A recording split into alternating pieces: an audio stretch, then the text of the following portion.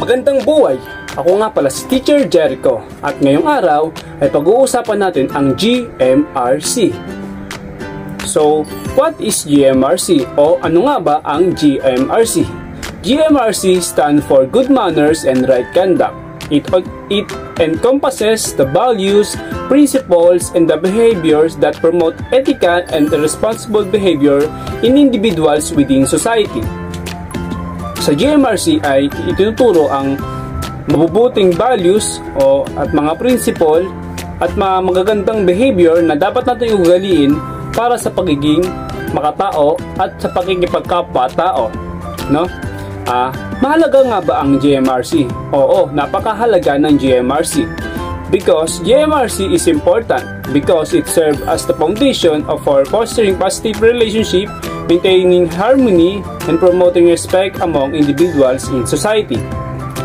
It helps shape individuals into responsible and respectful members of the community, contributing more cohesive and empathic society overall. Noon, ang GMRC ay karaniwang itinuturo bilang isang hiwalay na asignatura sa mga paaralan at nakatuon sa pagpapalakas ng mga moral na halaga at tamang pag-uugali sa mga mag-aaral.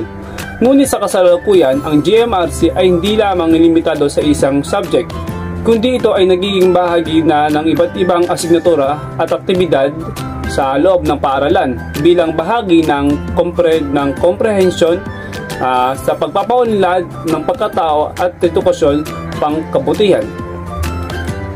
Ang layunin ng GMRC ay ang pagtuturo upang palakasin ang mga individual na magiging responsable at respetadong mga membro ng lipunan, especially yung mga kabataan o tayong mga kabataan. Ito ay naglalayong